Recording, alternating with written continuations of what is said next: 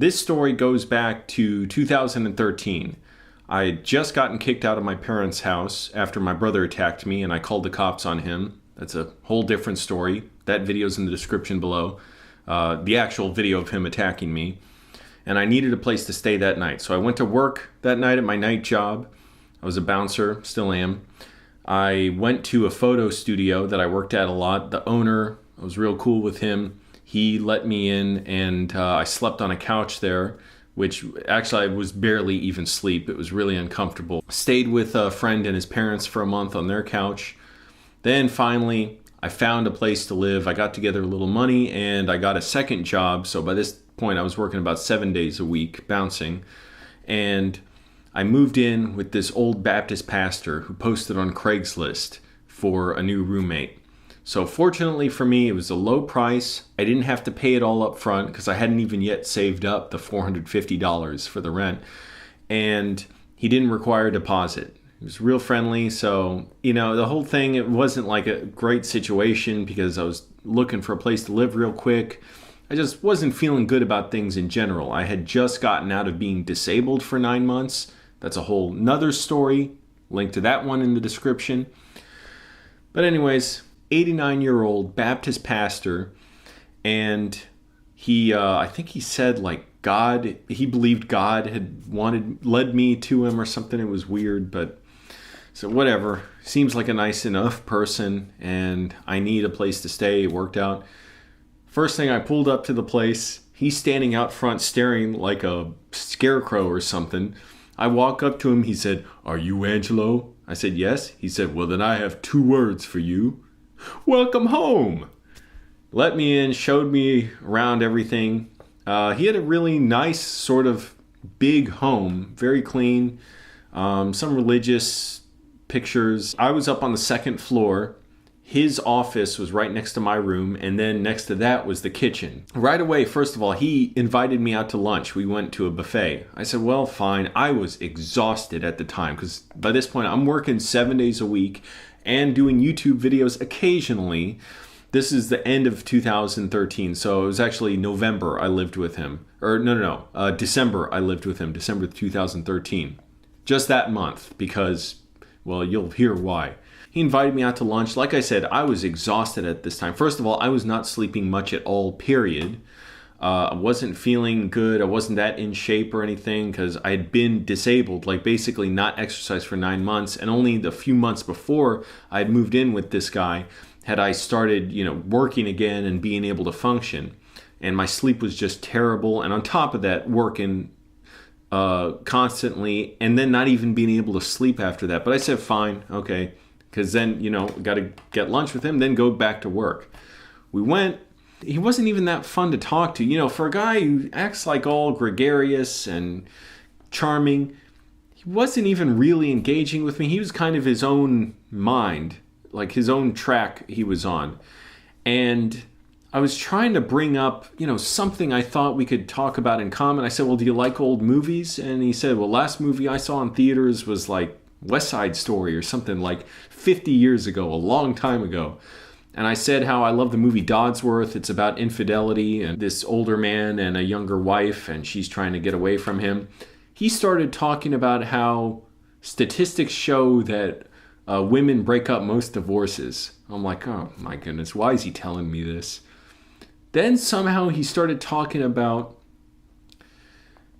how he used to do scientific research for the government. The way he described it, it sounded like he was the head of the National Institute of Health or something back in the 1950s. He was some high up role. And he said they were doing research on animals and insects. And he said, did you know that even animals are gay? He just kept talking about stuff relating to homosexuality. I'm like, well, why is he telling me this too? I guess it was like a surprise to him, but I was like, yeah, fine. I mean, yeah, I guess so, right? I'm sure they are. That's what I've heard. And I'm already thinking, I don't want to hear about his, backwards religious views on homosexuality. Then he started telling me how his son was gay and he put his son in the hospital, like back in the 50s, to try and make him straight, get treatment. And I was already like, why is he telling me this? So he put him there, and I think he said he was only in there for 3 or 4 days, and he pulled his son out.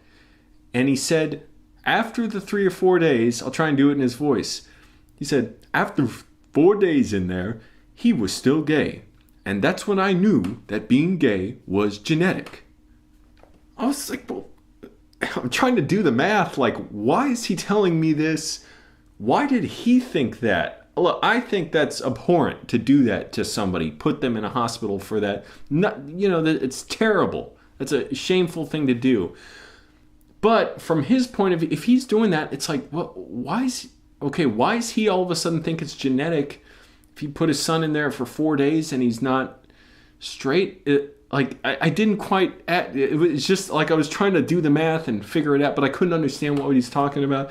Again, I was so exhausted. I just wanted to eat my food, go. I wasn't even going to be able to sleep and then just go to work that night. Next day, I go get up, go to the kitchen. Now, his office is right by the kitchen, again, right by my room. So when I walk by it to the kitchen, he knows I'm walking by, stands in the kitchen doorway and says, "Hello, Angelo. How are you today?" Whatever. He starts talking to me. Asked me to lunch. I said, no, I can't. I'm tired. This is how it went every day. He would ask me to lunch or dinner. And actually, he might have been asking me to lunch and then I think asking me to dinner after that later in the day. I would say, no, I'm tired. I work 2 jobs. I'm working 7 days a week. I had 1 day off every 2 weeks.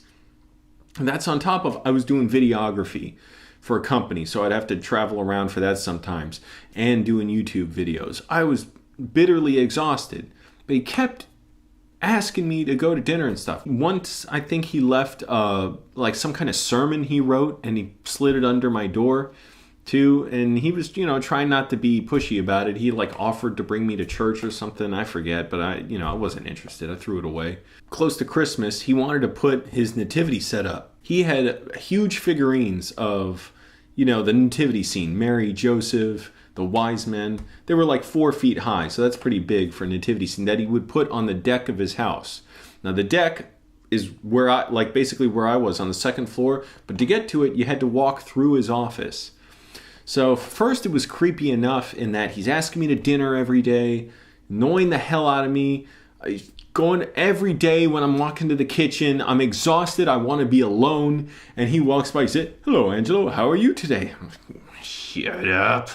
He wouldn't get any hint about I'm exhausted. Anyways, he wants me to go. He can't reach under his stairs in the basement to pull out the figurines of the nativity scene himself. You have to get on your hands and knees and do it. And I'm like, man, this is creepy enough. Already as it is, when I would come home from work, the way the lights reflect in the house and the way the house is set up, it was kind of an old person's home. The way it was set up with a grandfather clock and stuff, you could hear the ticking. It was creepy. When I'd come home at night, you could see the lights reflecting through the door. I would always think he's going to be sitting there in that chair in the living room just waiting for me when I come home late at night and try and do something creepy with me. I wasn't even thinking about the fact that he was closeted gay and hitting on me. And he had other thoughts too about sex. He was disgusted by the idea that women were hitting on him after his wife died. Again, trying to process all this and not understanding why he's telling me all this. And it's just other than he's just annoying. So it was creepy when I was having to crawl under the staircase and he's standing there behind me watching me pull everything out. I just felt so weird, and vulnerable. But I pulled stuff out. I walked up, I had to go back and forth several times and get the stuff out and then go to the deck and through his office and arrange the nativity scene on his deck and get everything plugged in so they lit up, put the light bulbs in them. Oh, what a pain. I really shouldn't have been doing that. He left in his office 2 letters. Now, he had told me he did correspondence with prisoners. I guess these were letters that he wrote to prisoners, but they were on his desk. And I noticed they were positioned one like this and the other like this. So one sort of covered up slight part of the other one. And out of the one letter covered up underneath, or maybe it was just a blank piece of paper on the other one, I noticed a drawing coming out from it.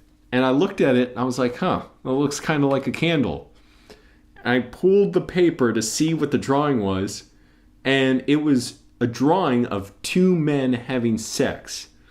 I couldn't even focus my mind enough to read the words on the letter. Now I'm curious, like, what's the letter say? And I went back and forth, and I forget where he was. He was just kind of waiting for me to finish. This was part of his plan, I guess, was to hope I got interested in seeing this stuff.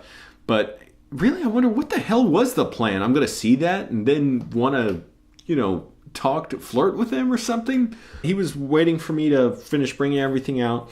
I was looking at the letter each time I walked through. I didn't want to take too long. I didn't want him to catch me. I felt I would have been so embarrassed if I had been caught like reading this, but I'm trying to read just to see what's going on. Like, and then I see flashes, like it's like in a movie. I'm just seeing like ass, balls. I want to grab you. I want to touch you.